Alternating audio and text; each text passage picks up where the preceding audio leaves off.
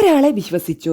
പത്മശ്രീ ലഭിച്ച ആ നടി ട്രെയിനിന്റെ ബാത്റൂം സൈഡിൽ കിടക്കുന്ന കാഴ്ച കാണേണ്ടി വന്നു. അനൂപ് മേനോൻ. കാട്ടുചെമ്പകം എന്ന ചിത്രത്തിലൂടെ മലയാള സിനിമയിലേക്ക് എത്തിയ നടനാണ് അനൂപ് മേനോൻ. എന്നാൽ വിനയൻ സംവിധാനം ചെയ്ത കാട്ടുചെമ്പകം ബോക്സ് ഓഫീസിൽ പരാജയപ്പെട്ടു.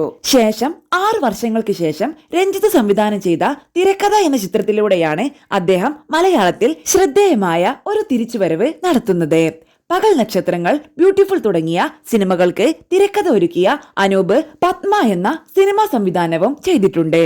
ഇപ്പോൾ മലയാളത്തിലെ എക്കാലത്തെയും പ്രതിഭയായ സുകുമാരിയെ കുറിച്ച് സംസാരിക്കുകയാണ് അനൂപ് മേനോൻ. ഒരാളെ കാണുമ്പോൾ അയാൾ മറ്റൊരാളെ കുറിച്ച് എന്തഭിപ്രായം പറയുമെന്ന് തങ്ങൾ നോക്കുമെന്നും സുകുമാരി ഒരിക്കൽ പോലും ഒരാളെ പറ്റിയും മോശം പറഞ്ഞിട്ടില്ലെന്നും അനൂപ് മേനോൻ പറയുന്നു. ഒരിക്കൽ സുകുമാരിക്ക് മദ്രാസിൽ എത്തുന്നതിനായി ഒരു പ്രൊഡക്ഷൻ എക്സിക്യൂട്ടീവ് ടിക്കറ്റ് എടുത്തു കൊടുത്തെന്നും എല്ലാവരെയും വിശ്വസിക്കുന്ന പോലെ അയാളെയും വിശ്വസിച്ചെന്നും അദ്ദേഹം പറഞ്ഞു.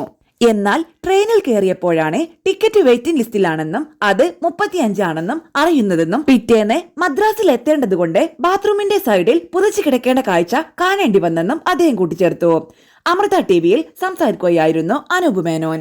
നമ്മൾ ഒരാളെ കാണുമ്പോൾ അയാൾ മറ്റൊരാളെ കുറിച്ച് എന്തഭിപ്രായം പറയുമെന്ന് നോക്കും. എന്നാൽ സുകുമാരി അമ്മ എപ്പോഴെങ്കിലും ആരോടെങ്കിലും ഒരാളെ പറ്റി മോശമായിട്ട് പറയുന്നത് കേട്ടിട്ടുണ്ടോ?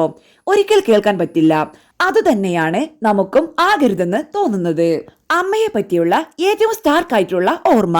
പത്മശ്രീ സുകുമാരി എന്ന അമ്മയ്ക്ക് ഒരു പ്രൊഡക്ഷൻ എക്സിക്യൂട്ടീവ് ടിക്കറ്റ് എടുത്തു കൊടുത്തു. കാരണം പിറ്റേ ദിവസം മദ്രാസിലെത്തണം. അറിയാലോ അമ്മയുടെ ഓട്ടങ്ങൾ. അമ്മ എല്ലാവരെയും വിശ്വസിക്കും.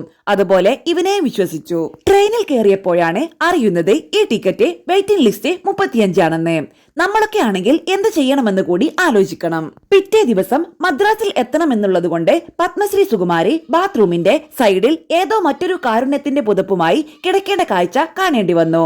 അനൂപ് മേനോൻ പറയുന്നു.